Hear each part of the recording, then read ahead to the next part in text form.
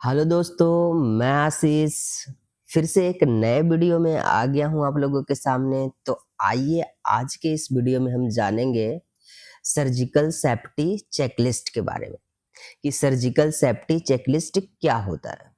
तो surgical safety checklist है जो बहुत ही इम्पॉर्टेंट है हमारे नर्सिंग में, हमारे मेडिकल में।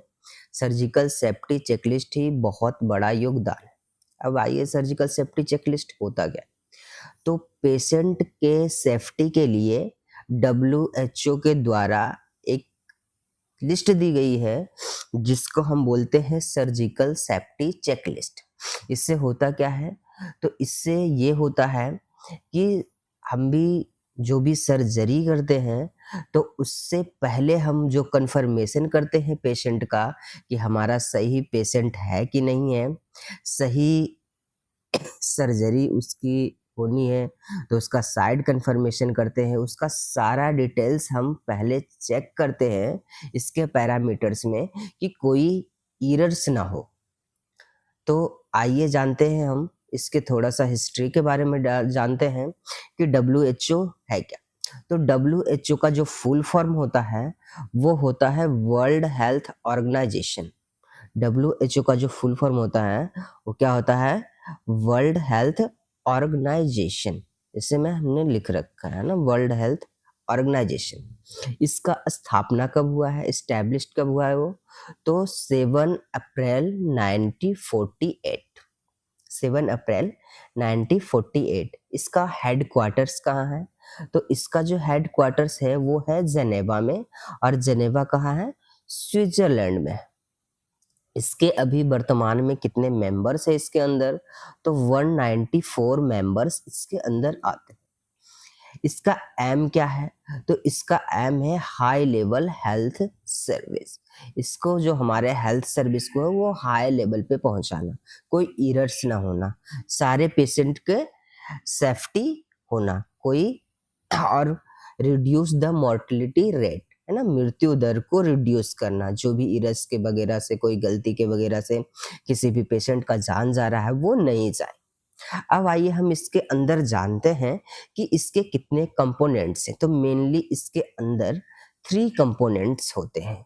क्या होते हैं, 3 कंपोनेंट्स, जो हम वन बाय वन जानेंगे। तो फर्स्ट कंपोनेंट होता है साइन इन। फर्स्ट कंपोनेंट जो होता है उसको हम बोलते हैं साइन इन। ये साइन इन क्या होता है, तो साइन इन होता है before anaesthesia is agent given patient. मतलब हम एनेस्थीसिया एजेंट देने से पहले पेशेंट को आइडेंटिफाई करते हैं, है ना, उसमें बहुत सारे पैरामीटर से उसको चेक करते हैं, तो उसको हम बोलते हैं साइन इन। टाइम आउट क्या होता है, तो टाइम आउट होता है हमारा बिफोर स्किन इंसीजन। इंसीजन देने से पहले हम टाइम आउट करते हैं। और साइन आउट क्या होता है हमारा, तो before leave the patient in OT या क्लोजिंग हमारा होता है ना, क्लोजिंग से पहले हम साइन आउट करते हैं। ठीक है, तो हमने जाना इसमें 3 पैरामीटर्स होते हैं, साइन इन, टाइम आउट और sign out. Sign in anaesthesia देने से पहले, टाइम आउट इंसिजन देने से पहले, और हमारा साइन आउट जो होता है पेशेंट को ओटी के बाहर ले जाने से पहले। ठीक है, तो ये 3 पैरामीटर्स हम जान गए। अब आइए साइन इन क्या है, टाइम आउट क्या है और साइन आउट क्या है, इसका डिटेल्स में जानते हैं। तो सबसे पहला हमारा है साइन इन। तो हम बताएं कि साइन इन जो होता है वो आपका एनेस्थीसिया देने से पहले होता है। तो एनेस्थीसिया देने से पहले हम करते क्या है, तो जैसे ही हमारा पेशेंट ओटी के अंदर जाता है तो सबसे पहले हम उसका चेक करते हैं, उसके नेम, प्रोसीजर, साइट्स, एलर्जीज वगैरह। तो आइए सारे पॉइंट्स लिखे हुए हैं, मैं आपको बताता हूँ। फर्स्ट आपका है क्या, चेक आईडी नेम, है ना। हम उसका फेस शीट से, आईडी बैंड से उसका नाम हम चेक करते हैं कि पेशेंट का नाम क्या है, एज क्या है, उसका एमआरडी नंबर क्या है। फिर हम उसका चेक करते हैं सर्जरी नेम, क्या सर्जरी होनी है, अगर साइड नीड है तो राइट साइड है या लेफ्ट साइड है वो कंफर्म करते हैं। फिर एनेस्थीसिया कंसेंट चेक करते हैं, सारे कंसेंट हो रखे हैं कि नहीं, प्रोसीजर का कंसेंट हो रखा है कि नहीं, जो उसको प्रोसीजर होने वाली है उसकी कंसेंट है कि नहीं। फिर हम क्या करते हैं, anaesthesia machine check, medicine check completed. Anaesthesia machine सही है आपका कि नहीं, मेडिसिन को आपने चेक किया है कि नहीं, आपके पास हाई रिस्क मेडिसिन ओटी के अंदर अवेलेबल है कि नहीं। फिर हम चेक करते हैं पल्स ऑक्सीमीटर फंक्शनिंग, है ना, आपका पल्स ऑक्सीमीटर फंक्शन कर रहा है कि नहीं। ठीक है, पल्स से ही हमारा सब कुछ SpO2 लेवल्स और सारे पैरामीटर्स पता लगते हैं। ठीक है, फिर हम पता करते हैं कि एलर्जी, पेशेंट को कोई एलर्जी तो नहीं है, कोई ड्रग से, कोई फूड से, है ना, तो एलर्जी का पता करते हैं। फिर पता करते हैं डिफिकल्टी ईयरवे, है ना, डिफिकल्टी एयरवे पेशेंट को तो नहीं है ना, सांस लेने में तकलीफ तो नहीं होती है, फिर वो पता करते हैं। फिर हम पता करते हैं रिस्क ऑफ ब्लड लॉस, है ना, कि ब्लड लॉस कितना होने वाला है, अगर ब्लड लॉस होने वाला है तो ब्लड अरेंज है कि नहीं, ये हम पता करते हैं। फिर है पार्ट प्रिपरेशन, है ना, सर्जिकल साइट एरिया का पार्ट प्रिपरेशन हो रखा है कि नहीं, ये पता करते हैं हम सारे पैरामीटर्स साइनिन में।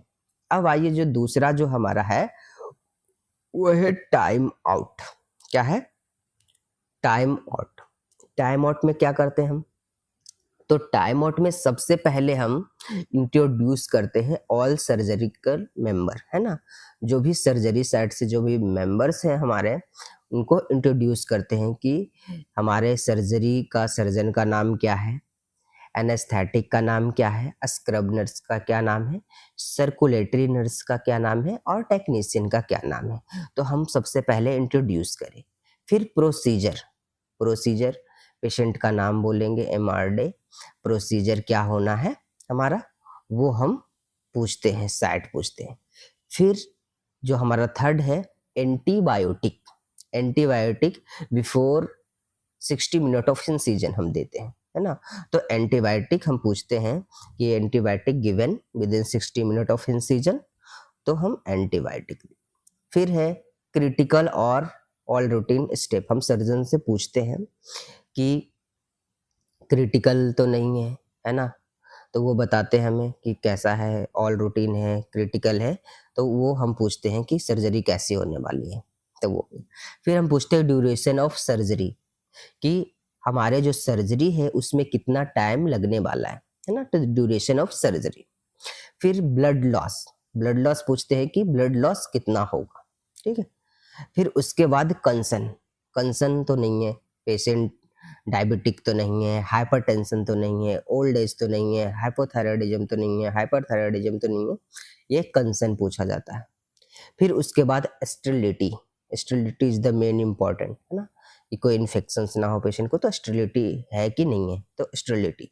फिर any equipment issue, surgery start होने के पहले कोई इश्यूज तो नहीं है, अब सर्जरी हमारा स्टार्ट हो गया और हमारा क्वार्टरी नहीं चल रहा है, बायपोलर नहीं चल रहा है, तो हम सबसे पहले यही पूछ लेते हैं कि कोई इश्यू तो नहीं है, अगर इश्यू होता है तो हम उसको सही करते हैं, देन स्टार्ट सर्जरी।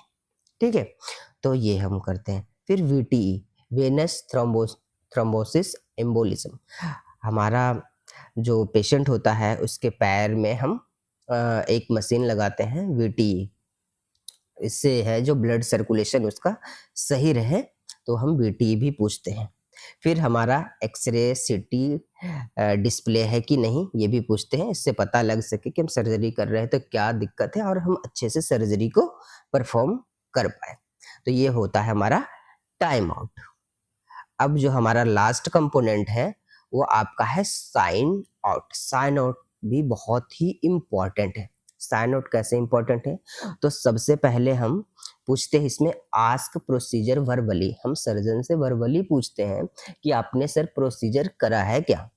तो प्रोसीजर जैसे कि हमारा जो भी प्रोसीजर होता है वो बताते हैं, जो लैब कोली हो, रोबोटिक कोली हो, कुछ भी हो प्रोसीजर वो बताते हैं। कभी कभी ऐसा भी होता है कि अगर लैब कोली है जो ओपन कोली हो जाता है, कभी गॉल ब्लडर में कुछ कॉम्प्लिकेशंस होता है, अंदर लीवर के साथ अटैचमेंट ऐसा रहता है कि नहीं निकल पाता है, तो वो ओपन भी हो जाता है, तो इसमें हम प्रोसीजर पूछते हैं। ठीक है, भरवली कि आपने प्रोसीजर करा क्या है। ठीक है, उसके बाद जो मेन इम्पॉर्टेंट है सबसे, वो है आपका काउंट।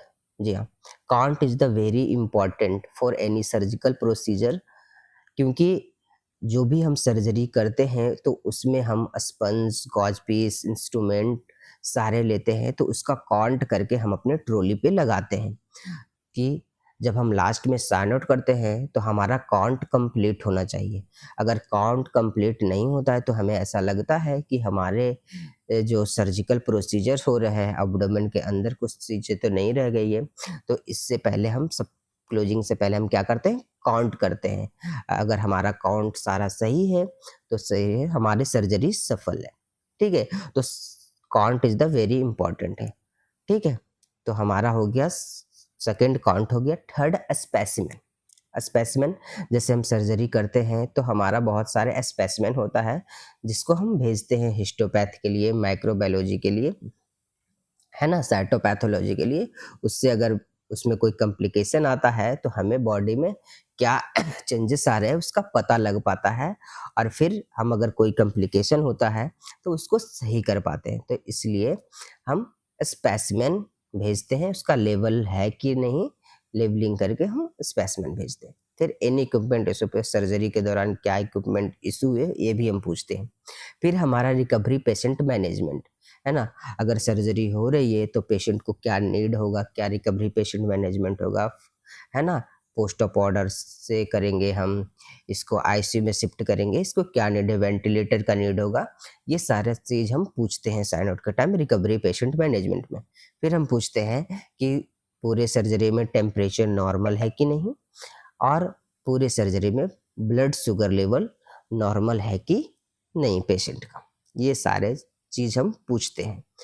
तो ये 3 कंपोनेंट बहुत ही इम्पोर्टेंट है पेशेंट के सेफ्टी के लिए। ये सारे रूल्स अगर फॉलो है तो हमें कोई भी एरर्स नहीं होगी। तो कैसा लगा आपको वीडियो, आप कमेंट करके बताइएगा, और बने रहिए मेरे साथ ऐसे ही इंफॉर्मेटिव वीडियो के साथ। तो चलिए मिलते हैं हम नेक्स्ट वीडियो में। Tata bye bye, thank you.